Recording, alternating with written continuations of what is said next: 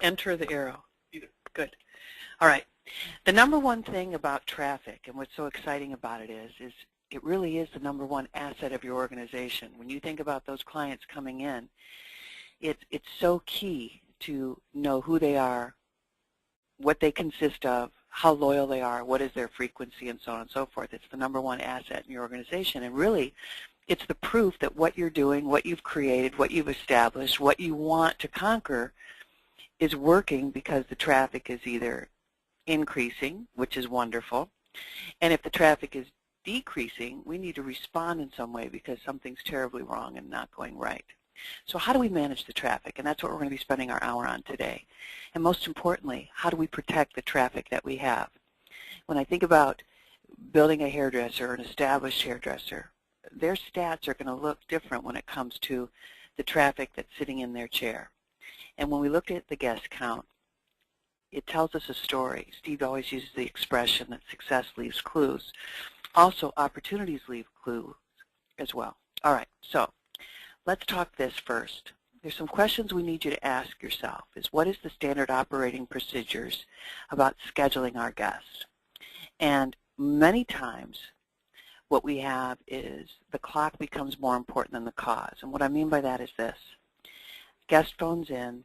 Thank you for calling ABC Salon. How may I assist you? Hi, I need a haircut and I need a morning. The clock becomes more important versus where we position them. And the next three things that I state here is protect the salon, protect the professional, and protect the guest. If there's too many guests already assigned to one person, then all of a sudden we've created a bottleneck for the guest experience in our salon because, using me as an example, if I'm invited into your salon and I'm so excited about the service that you just created, yet it was just by luck that I had a 10 o'clock on a Monday morning available. And really, I probably will never have one again, and my mornings are all completely committed. So therefore, I just teased you on being a great customer in the salon, yet I don't have availability. So how do we protect the salon, protect the professional, and protect the guests? And you do that by managing the traffic. Number one, is there room for a hairdresser or the salon to take more guests at this time? And the immediate first reaction is, of course there's room. If they have availability on their schedule, there's room. That's not really the case if we're trying to create loyalty with our guests in the community. Let's look at this slide. Once again, if you look at this, and this is guest requirements. Guest requirements consists of, if we look down the left-hand side, every one of these is the number of hours, and we're going to concentrate on the bottom line that's highlighted in red. If you look at the number of hours that someone is working, in this example, it's 40, and the average guest that they see per hour is one guest per hour, which is the second column, meaning they're seeing about 40 guests a week, which is the third column. If we look at 50 weeks a year, that means 40 times 50 is 2,000 total guest services I'll do this year based on my availability and the pace in which I work. If a guest is coming in every 5 weeks or 10 visits a year, that means I need 200 customers to be completely scheduled. Now, how do we manage that? How do we manage the 200 guests that I need to be completely full? And how do we not allow that to get pushed beyond its means so I don't disservice what I'm trying to create in the community? The thing that I want you to focus on here is the amount of guests. The amount of guests that are committed to you have to be able to get back to you when they need you. And I know that rescheduling is going to play a big part in our conversation today, a huge part. And please ask questions as we go along. Should I be going too fast? Or if you need clarification.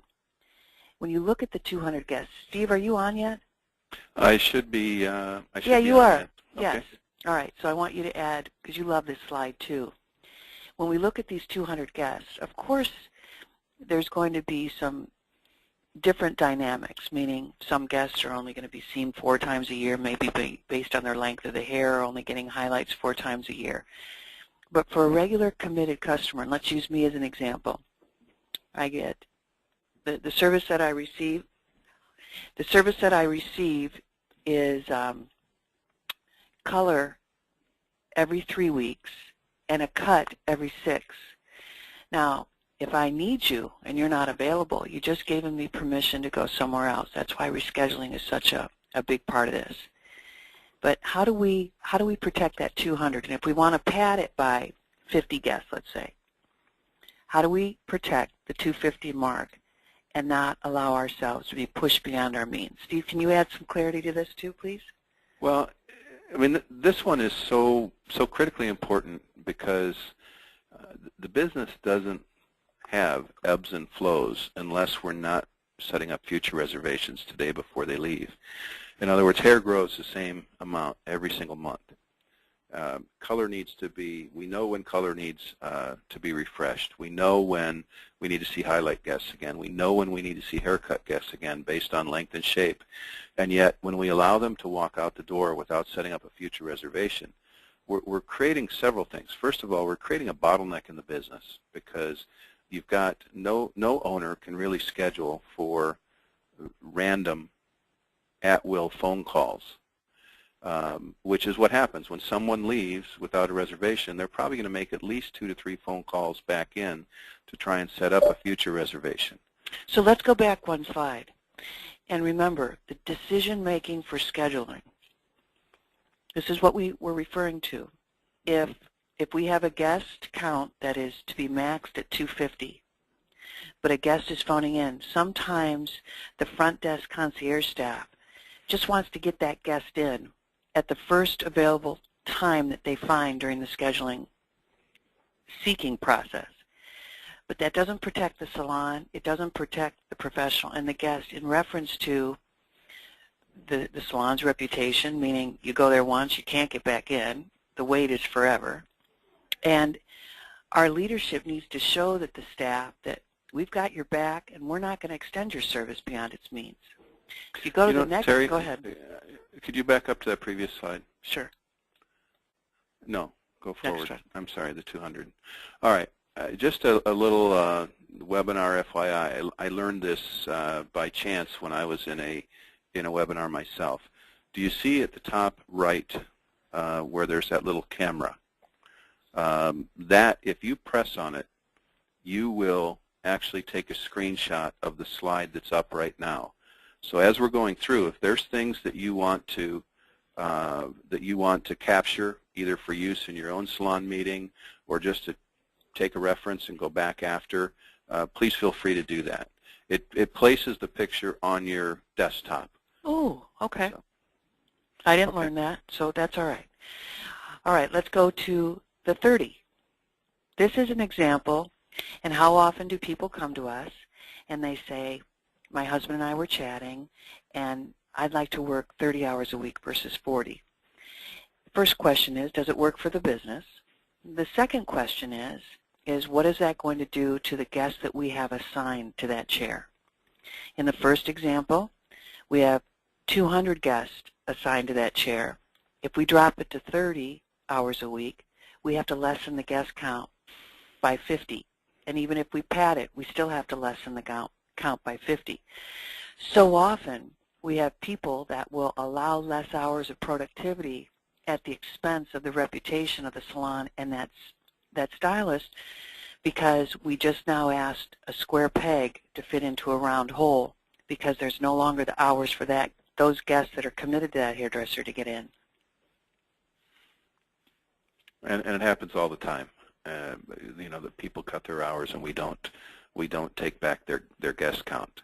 And what happens is again, that creates a bottleneck, but it also creates the fact that when a bottleneck happens, we lose guests. Absolutely. We use so many points in the community.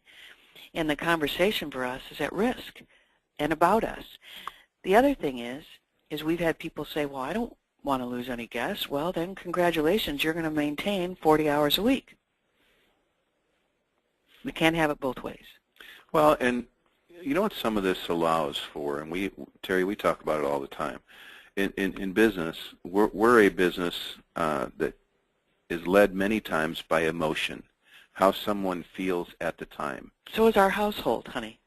Well, that's It should be self-explanatory. But if we stay on business, the more that we have meaningful conversations about facts, and this is what this allows you to do, to have a meaningful conversation with someone who's considering taking down their hours, and giving them the facts of what that would do. And it allows them to be eyeball to eyeball with the consequences of that decision. Sometimes it's necessary. Sometimes it's unavoidable. But it's also irresponsible as a business owner not to take this move and cut back the client base accordingly. Now, when this usually happens is after a price increase, because they figure, wow, price increase, I can make the same income and work 10 hours less a week. However, it all is cause and effect. Mm-hmm. So okay. The choices, I think great choices can be made when there's facts to consider, and hopefully we've given you tools to take a look at that. Next slide. Let's talk about rescheduling. You love this. It's my favorite, and it's easier. I started to say easier said than done, but it's because there's more said than done. And what I mean by that is that in most salons, there are people who absolutely they're unconsciously competent at rescheduling guests, setting up future reservations. And then there's the people that haven't figured it out yet. And usually there's more in a salon that haven't figured it out than that know the process. So we went through those numbers to explain that if you're rescheduling, if you're seeing, our friend Robert talks all the time about frequency of visit. Seeing 200 guests every 5 weeks or 10 visits a year, that's the frequency of visit is 10. But in order to do that, you see them every 5 weeks. That's good business. That's, again, in most cases. Now, as Terry said, what makes that up is you're going to see people every 3 weeks if they're a color guest that's got great coverage. You're going to see others every 8 weeks, but that average of 5 visits per year is, once every 5 weeks, 10 visits per year is really the key.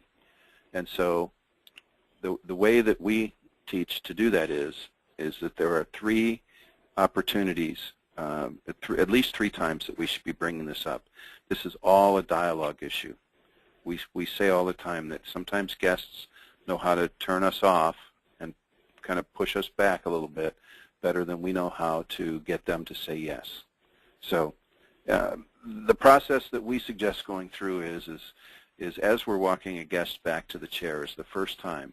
So we've greeted them in the waiting area, and now we're walking back with them, not in front of them, but with them to our chair.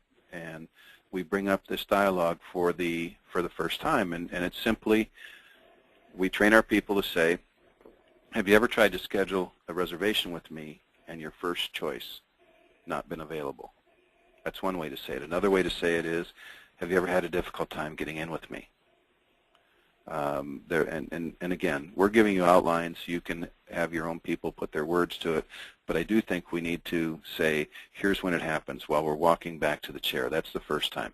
Now, we deliberately asked a yes or no question because we don't have the opportunity to stop and have a long conversation while we're walking back to our chair. So there's 2 ways they're going to answer it. If they say yes, as a matter of fact, I needed to be here 2 weeks ago. And how often do you hear that when you're walking back to the styling, to your chair? A lot. And so when they say that, we just come right back and say, you know what, that's on me. I'm so sorry. I'll make sure today we set aside time for your next reservation before you leave. Mm-hmm. And then you leave it alone. Next is at the end of the image profile or consultation. When you've decided on what you're going to do, you've decided whatever services, cut, texture, color, highlights, what have you. You've also talked a little bit about how often you'll need to see them in order to keep them looking their best. So again, you're able to summarize at the end and say, based on length and shape, or based on the texture, based on the dimension of your hair, I'll need to see you again in X number of weeks. It could be 3 weeks, 5 weeks, whatever the truth is. You tell them when you'll need to see them. And we'll set aside time before you leave today. And again, you leave it alone. And then the third time is after the reveal. So you've taken the cape off, and they're looking at what's just been happening, and they've got a surge of appreciation and gratitude, and they're excited about the way that they look. That's our opportunity then to say, remember, today, now's the time. We're going to set up time for your next visit, so that I'm sure you always have the added confidence that comes from looking and feeling your best. And we escort them through that at the reservation desk. And that's another thing that we treat people in a method that we've made every opportunity to set up a future reservation. Should there be still a refusal to do that, and it comes up most times like this. It comes up as, gosh, I don't have my schedule. I don't have my appointment book. I don't know where I'll be in 5 weeks.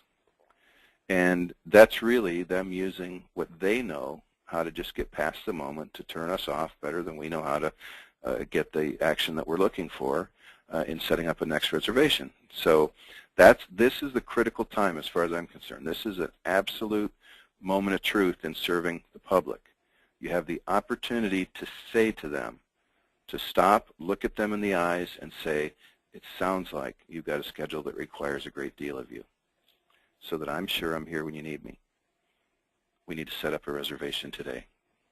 That way you'll always have the added confidence that comes from looking and feeling your best. And the beautiful thing about that is we already had permission from them to have these conversations, because when they said, I should have been here 2 weeks ago. And we need to use those words with them, because many times, and I'm guilty of this too, when that hair starts to self-destruct, or that unpigmented hair is starting to show and I can't get it to perform, I'm mad at me, but I also wish you would have worked harder to fight to get me in. Well, yes, and you know, it's nothing more than all professionals need well-prepared and confident dialogue in order to escort their customer, their guests, through that experience. In the process, right. Our attorney doesn't just wing it. A doctor doesn't just wing it when it comes to the dialogue that brings about. I mean, people they're not excited about scheduling surgeries. They're not excited about some of the things the doctor says, but the doctor says it in such a way that it brings about the response that's necessary. Well, and I really believe that a guest will take your words as seriously as you do. Very true. The next one is going to show us what the quality control checks, because the number one responsibility we all have, every service provider, is to create a repeat guest. We want them back. Now, some businesses do better at this than others. I remember one time we were boarding American Airlines, and it was a horrible experience, and my feathers got ruffled a little bit, and I looked back at the gentleman and said, wow, this is really too hard. He said, ma'am, we fill our planes. If you don't take this seat, someone else will. I mean, he didn't care. But can you imagine us ever saying that in a salon? Ma'am, we fill our chairs. Whether you take it or somebody else, we don't care. That's not our commitment of service, because we're trying to create a repeat guest, and we're trying desperately to create lifelong relationships. The quality control checks that tell us that our way is working is that service dollar per guest expanding? Are they taking our recommendations and receiving other services as well? And what is that take-home dollar per guest average? Are we selling take-home, and is our professional recommendation going home with them? Did they reschedule, and was the pace of the service acceptable? If these things are in line, you have a very, very high chance of keeping those guests, but that's what they're looking from you. Well, and the thing that I've always loved about these things, especially in retrospect, after a day, after a week, after a month of tracking numbers individually and as a group, these are the things that really tell us how we're doing. Most guests don't say to you, except nowadays maybe on Yelp, most guests don't say to you, hey, you know what, I hated it here, I'm not coming back. That was terrible, yes. They just leave, and we never see them again. And so that's why these measures or these quality control checks were put in place. If someone is enjoying their time here, we see, we always say that to the degree we deliver extraordinary service, the guest will trust us with more of their money. So if our service dollar per guest is the price of our haircut, over and over again, it would be very difficult to convince us that we were delivering service at an extraordinary level or offering more of the menu each time. Take-home dollar per guest. I can't imagine somebody saying, you know what, I hate my hair, so I want to take the product home so I can hate it this much every day. It just isn't going to happen. And then rescheduling, they're not going to say, gee, you know, how soon can I come back and hate my hair this much again? And, of course, all of those things are said tongue-in-cheek, but the reality is they're saying them subtly if they're not participating in these areas. And this is, when you look at the title of today's e-learning as Managing the Traffic is who came in. And this is what did we do with them? What did they enjoy in our salon? And so there's lots of little things that are built into the steps of the service, to the way we talk to the guests, to the way we escort them through our business, that make the big difference on whether they're going to come back or not, and whether they're going to trust us with more of their money. The next slide refers to the traffic timeline, and we're going to cover these two different ways: when building a hairdresser or service provider, or an established hairdresser or service provider. We want to look at, when we're building a hairdresser, what is happening with the guests that we are transferring over to them, because usually it's based on the overflow, or should be based on the overflow, of the established hairdressers that are in the salon. When we're building a hairdresser, we have to check on those quality control checks, but also see the rate in which they're coming in and we're keeping them. Steve taught me a long time ago that most hairdressers, when you ask owners of the salon, how is Jane Doe doing? Well, she's maintaining at about $600 a week. Now she's at $700 a week, $800 a week. It's always been about the dollar. Steve, can you elaborate on that? Oh, yeah. I mean, in most cases, salons that aren't learning to measure the traffic, right, the traffic have nothing to do but checkbook or paycheck and gratuity management. And so if a paycheck remains, or if payroll for an owner remains essentially the same, we figure everything's okay. But in reality, we have to dig deeper to find out what it is. If we're continuing to give that stylist new guests and their dollar remains the same, it means that either we're not maintaining the new guests that you're giving them, or they're losing established guests. They didn't maintain the new guests you gave them last time. And so, again, I think that managing solely by payroll or paycheck and gratuity is a very, very incomplete way. Well, it's a false picture of what's really happening at that chair, No because doubt. if you look at it, let's do an example. Let's say we gave 50 guests to Jane Doe, and she's maintaining 800, and we gave her another 50 guests the following month, and she's still maintaining that 800. See, traffic, just looking at the amount of guests we put in there, what should that $800 be doing? If the traffic is maintaining overall, and it's all new, those established guests, the ones that were new, that if she kept became established, those dollars would be growing. So her maintaining, there's a problem there. And as Steve stated earlier, you need to dig deeper. An established hairdresser or service provider, the same holds true. We had a young lady one time tell us, she said, I want you to know I don't reschedule my guests because I know the salon will fill my chair.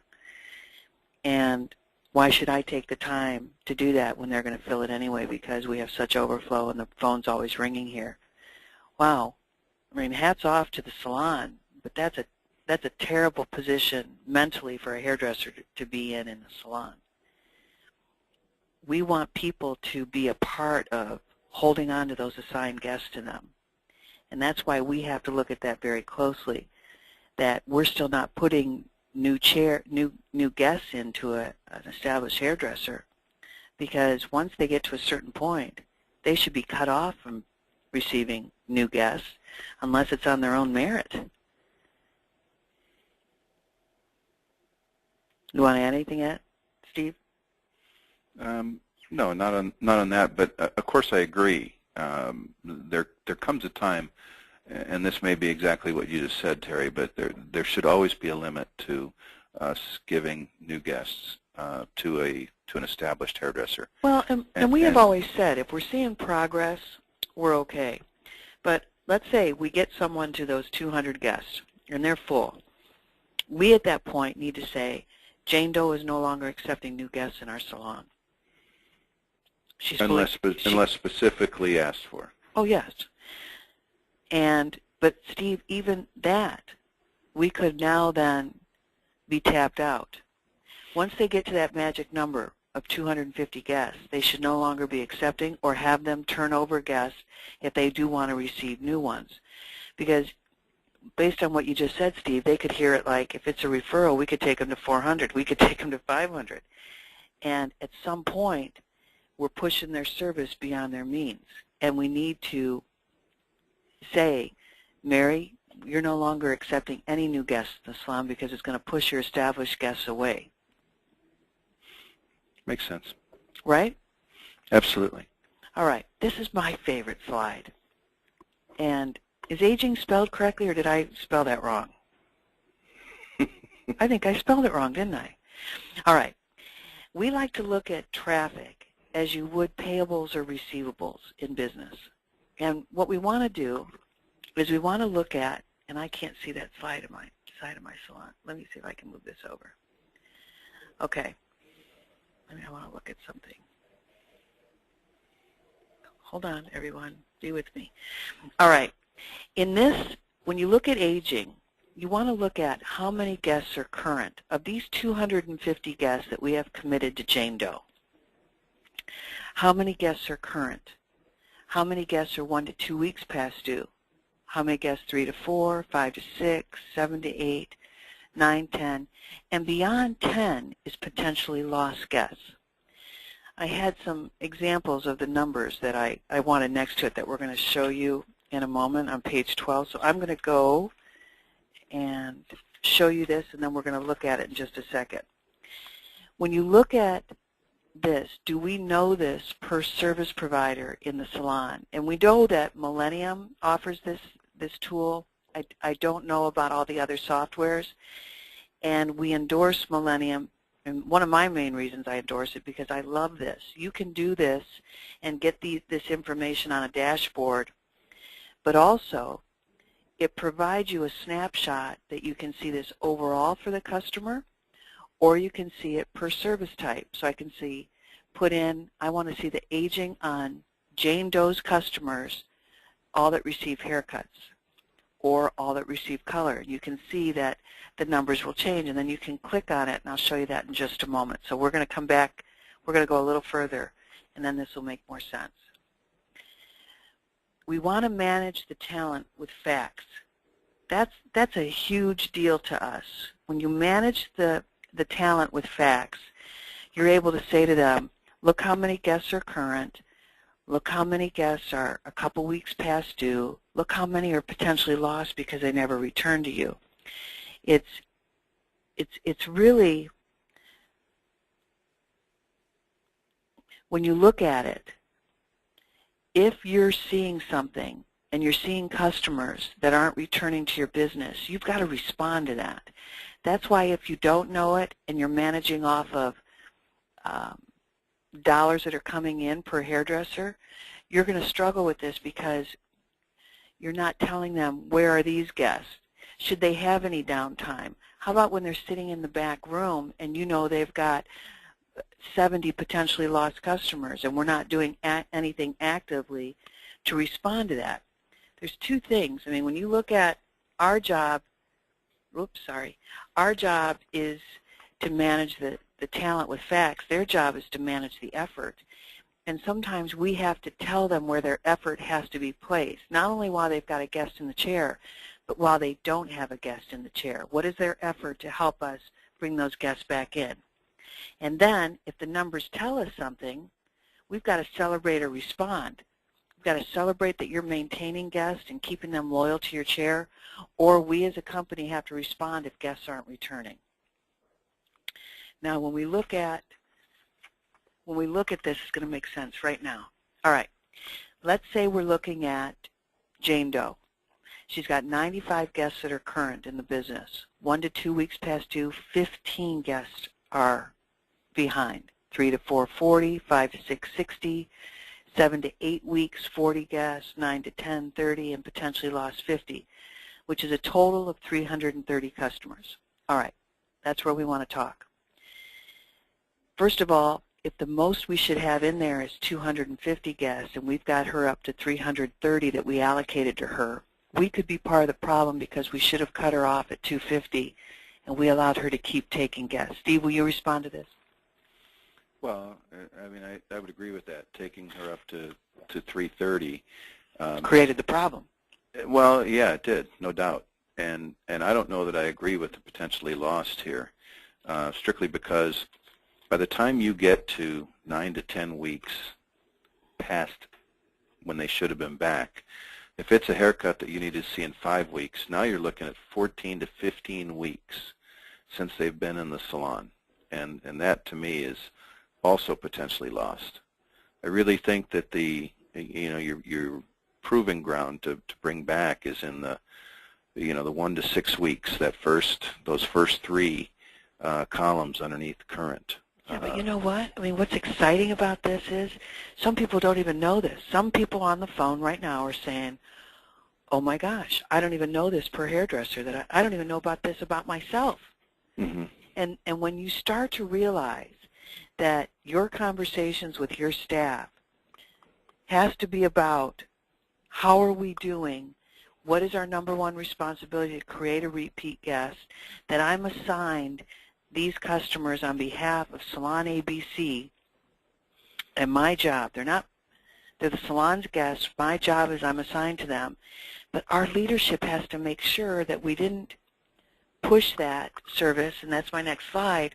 Did we push our service pledge that we made to our guests beyond its means? And that's what's so critical here, is when you push your service beyond your means, it affects everything and everyone in your salon. So let's go back to that other slide. What happens is, and I know this in Millennium, you click on any of these numbers and it'll tell you the list of those 15 people.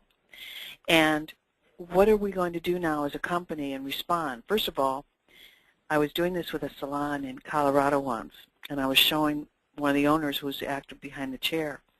And I couldn't even get her to pay attention anymore because she just wanted to talk about those 15 or those 40 customers or everyone that was listed. She said, oh my gosh, I haven't seen her, and where's she at? And oh my goodness.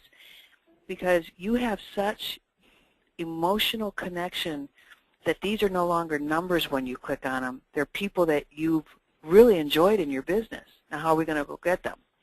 And it's our job to know that they're late before they know they're late. Well, and the other thing for people that are looking at this through the Millennium Toolbox dashboard, somebody can be late for a haircut, but that same guest can be also late or not late on color. So it depends, because each one of these services has its own frequency of visit that's entered that says how quickly should I see them. And that's what this ages off of. So, for example, when you're doing this with a staff member and you're going through theirs and you pull up the 15 and you see their names, when they were in last, what service they had, did they buy take-home, and then their phone number to call them to re-engage them. A lot of times people want to say, oh, look at Mary, she's first on the list there, and I saw her last Wednesday. And she did, but it was for color, and this is a haircut. So a lot of times, you can have the wind taken out of your sails if you're not certain of what you're looking at. Well, I think that's a great point. I have a question that I'm going to answer in just a moment from a salon, so I'll get to that in just a second. I'm a good example of this because if I don't reschedule, and remember, I have to get cut and I have to get color. So I phone in and I say, hi, this is Terry Cowan. I need cut and color, and I need it in with Jane Doe. And they say, oh my gosh, Terry, she's completely full. Let me see what I've got. And I say, do you have anything? And they say, well, we can get one of those services. Well, I need cut and I need color. But I need color always more important than I need a cut because of the gray. I mean, when you're 80 or 90% gray, I can forego a cut for a little longer, but I've got to get color. However, if I would have been rescheduled on the front side like I should have been, my fault, I would have gotten cut and color like I should. So most people will, if they don't reschedule, they'll wait too long and they'll come in for less than what they should have. And that's part of the problem. So let me answer a couple of these questions. When you get a chance, what's your thoughts on demand force, which is interesting because we're going to be going there in just a second. And Steve loves talking about that. So I want to ask the question again, what is our pledge to our guests, and do we push our service pledge beyond its means if we don't look at the traffic and manage it and understand what our guests are telling us? If they're not available, we should have never taken them in the first place. All right.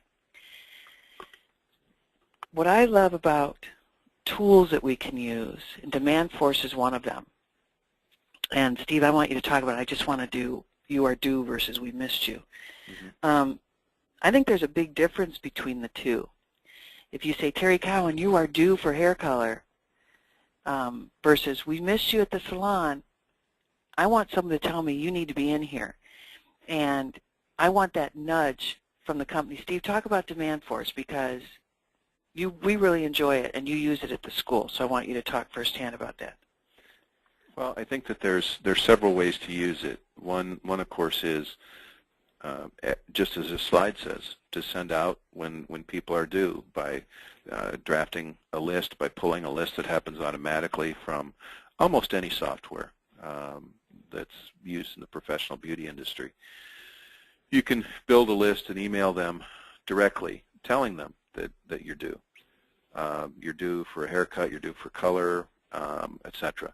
Now that we missed you is you set a time range. You set a time range or a time frame that says, I want all guests that are at least 30 days past due. And you just send a we missed you, and perhaps your schedule's busy and you've overlooked calling us to make an appointment. Just know that we're here, and we want to make sure that you're always looking and feeling your best, with no special offer. Then we have one that's after 120 days that we send out, and it usually has some kind of a price incentive to come back in, whether it be a free haircut with a color service, or whether it be 10% off, 20% off of the entire visit, whatever it may be. But usually the first one is just a nudge, and the second one is you're considering them lost, and we want to bring them back in. All right, so here's what I want to ask. Mm-hmm. If I go back, I'm the worst one at this. Don't anyone get mad at me. Hold on. If we are, now here's, someone could take this and say, okay, we're going to send that out to the 5 to 6, 7 to 8, 10. I'm going to send this out to 180 customers right now because we're trying to get those back. The trouble is that 330 is too large anyway. Mm-hmm. So if we start to try to go after those 330 as a whole, when we should have maxed it at 250 anyway, we have an opportunity now to go after and highlight the ones we're going to go after and send them a message, and maybe we've got 80 of them we're going to turn over to somebody else. But if you go after this as a whole, hoping you retain 20%, our luck, or my luck, would be they all bite on this incentive, and I get them back in. I've now overextended to my pledge again to this service provider, and I'm in the same situation because at some point we don't know the reason these 180 didn't return, right? We don't know if we were the reason, if we extended our service, if they couldn't get in with us. Maybe we need to do a poll on those. But just to do a blanket incentive could be dangerous and put us back in the exact same situation we were in. I just want to bring that to the forefront because maybe there's not room for them. Now, talk about demand force and what you think of demand force as a company and a service provider for you. I think that it's a valuable product if it's used. If you're not using it for anything but sending emails to clients to remind them of appointments they've set. I mean, it's like this engine that can do a lot, but if we're not using it, it's crazy to pay for it. And so are you using it to keep current on your Facebook postings? Are you using it to fill days that don't naturally get overfilled on their own? See, that's the other thing. You might have a weak spot. What we try and do is we see a weak day, meaning not enough people scheduled on a particular day of the week. We can run a promotion to the people that we haven't seen, that we consider lost, just during that time frame. It could be as specific as Tuesdays from 1 until 8 that we run XYZ promotion. So using it to run campaigns, using it to bring back guests, using it to send a welcome message and encourage someone sending you referred business. All of those things are tremendous possibilities. But again, if they're not used, doesn't matter. Is it a difficult program? No, it's very easy. Great. And is it time consuming? No, in fact, you can set things up in advance. That's what I like about the Facebook postings, is that you can set a whole week or a whole month if you want worth of Facebook postings in advance. And sometimes we hear our owners say, I'm overwhelmed, I have no time to work on it because I'm totally in it. But this is something that they could examine during their quiet time and position what they're trying to create. Yes, but it is clearly another thing to do. It's another thing to manage. So, would you do it if you were a salon owner? Absolutely. Okay. I still would. I haven't seen anything that's better for what it does. Terrific. And I hope that answered the question. All right. And let's look at this. Now, if you are going to manage the traffic and have conversations with your staff on the guests that you've assigned to them, that it's their responsibility to keep, when are you going to do that?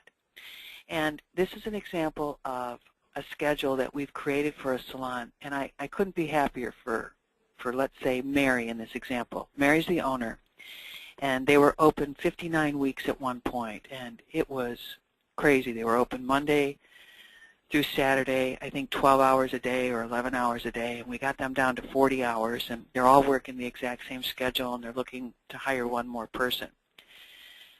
What I love about this schedule, which seems every salon that we've put this similar schedule of 40 hours in, the salon is creating more momentum because it's so much more obvious, the energy and the passion and the talent and the nature that they're going about creating business.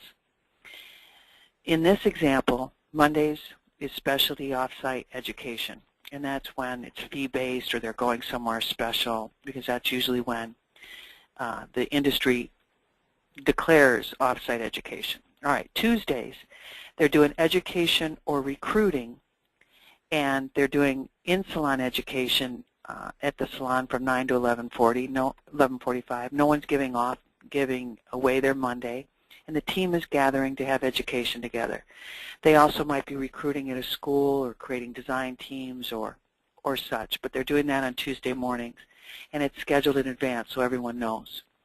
Wednesday, they're doing a weekly download from 10:45 to 11:45, and this includes lunch if the owner has time to break bread with their staff and get on the same page. And because they're meeting so often, they're creating connection. On Thursdays, in a year at a glance, this owner's scheduling one-on-one times per quarter, scheduled in advance from 11 to 11:45, and they're going to have lunch with that one employee. But this is the one-on-ones that they're doing, and during this time, they're talking about specific traffic. And the staff knows that they have to explain and talk about the people that are assigned. They're going to talk about people that have moved or for conditions unforeseen that they're no longer able to visit the salon. And now we can talk about, we're going to open up, you've got room for 5 more guests that we're going to be taking referrals for you from. Be very selective. We're going to look at maybe some guests that need to be transferred out. We're going to look at performance stats. But this allows us to know everyone has a clear snapshot of what we're trying to do.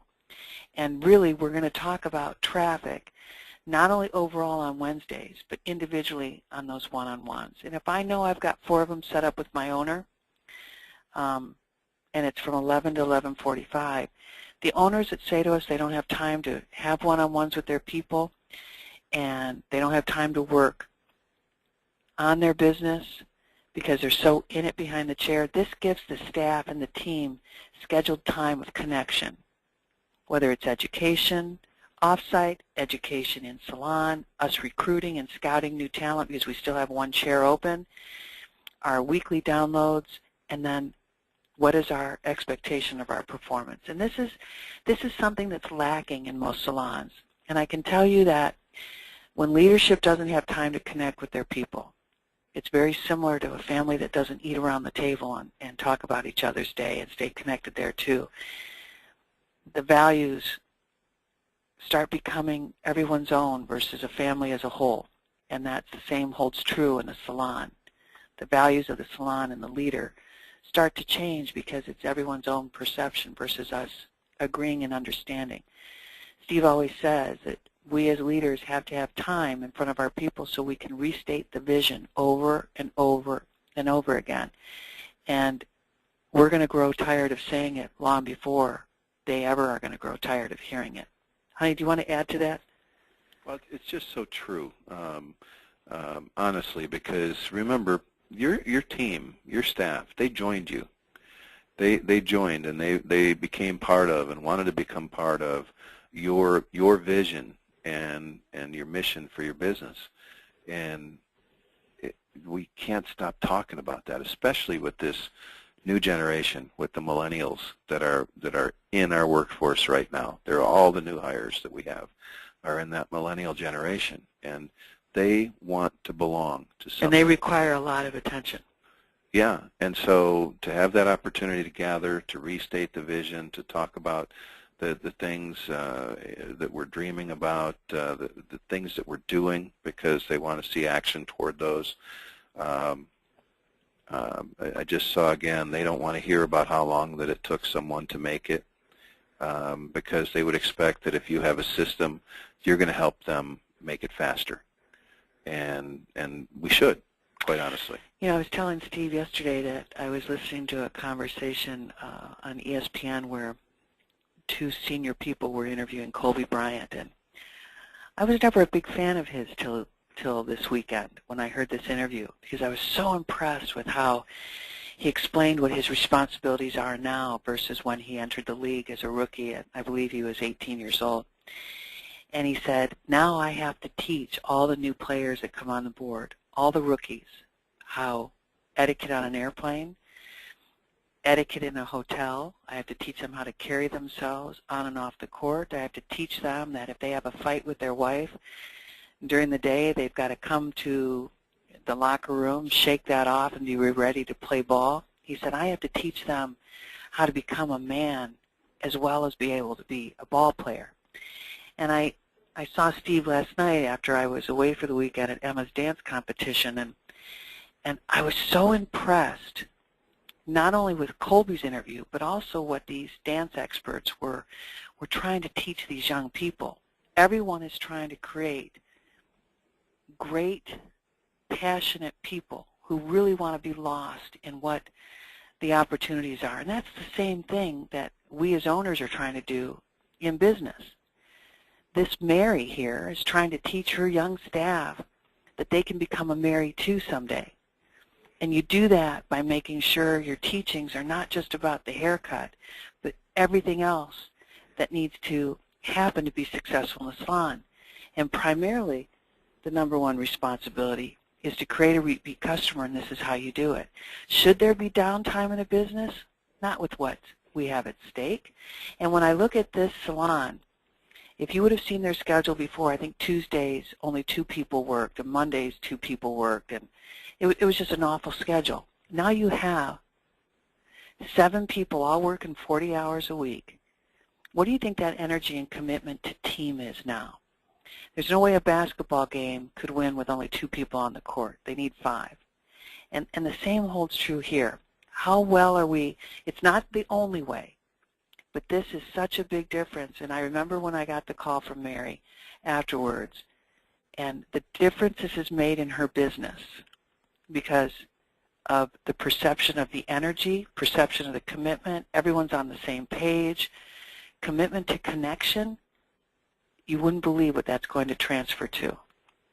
The next slide is the one-on-ones. And I think we have 2 slides left. Where are we at on time? Good. We've got 9 minutes left. Okay. Per quarter, you're going to use those stats, and you're going to coach and redirect. Where are these guests, and what's our action plan as far as being specific versus generic? Specific, generic could be, let's just post on Facebook. Specific could be notes that are going out, phone calls going out, texts that going out, a campaign just for this individual. Make sure we're not confusing productivity with activity here. I see a lot of people post on Facebook, and I applaud the effort, but sometimes they will say, I'm not busy. Well, I posted on Facebook, and they think that's enough. Make sure we've got a very much an action plan on how we're going to respond, and the first thing we might have to do is cut back their guest count for us to be specific to get guests back, because there might be well too many guests committed to them for them to be able to keep their guest count. All right, now if we were to go back and say, oops, maybe someone else should drive the vehicle. When we talk about now, let's go back and what's our action plans going to be. Cause has got to be above all the main reason we make our decisions. Now our standard operating systems on scheduling and expectation of performance should be a little bit more clear. So when we tell the front desk, Mary's not accepting new guests, Jane's not accepting new guests, these are where our guests can go now. It's not about 10 o'clock on a Monday. It's who can take a guest so they can keep a guest, because the expectations of performance are the same. It's everyone's responsibility, everyone in the salon, to create a repeat guest. So our standard operating procedures or systems, the clock is more important than the cause. Don't ever let the clock or where can I get in be more important than what we're trying to create here. So let's open it up to questions. I love this topic. So is everybody unmuted? They can be unmuted. How do you unmute?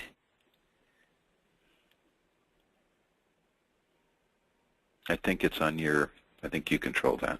I do? Hello? I hear somebody. Muted.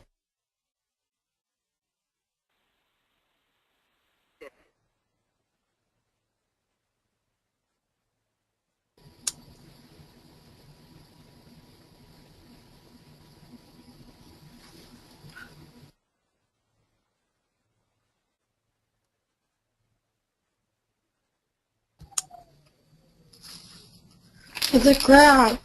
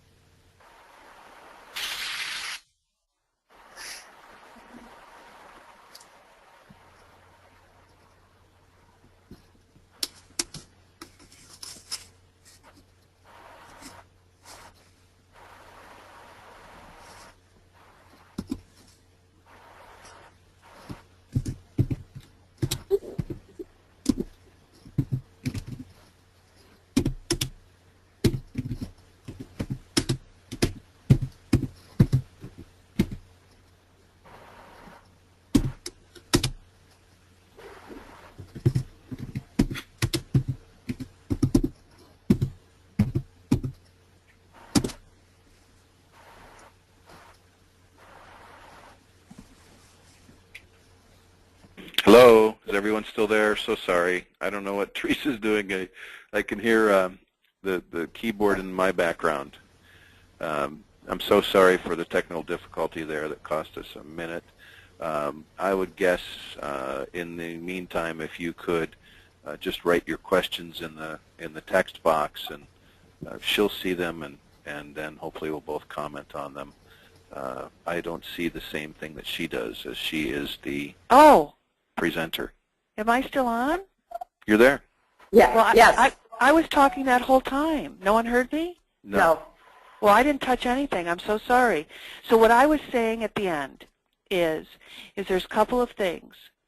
First of all, now you go back and you say, how are we going to position this at the front desk? How are we going to put the systems in place that the front desk will now know this is the guest count, these are the people that are accepting guests, these are the people that aren't. This is now our dialogue if they're pushed beyond their means. All right, go ahead. Who's got something for us?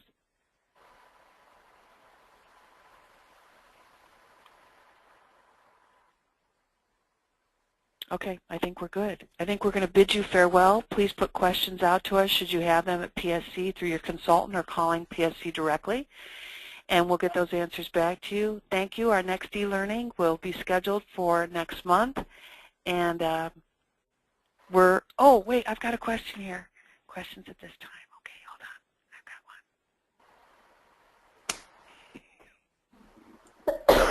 one.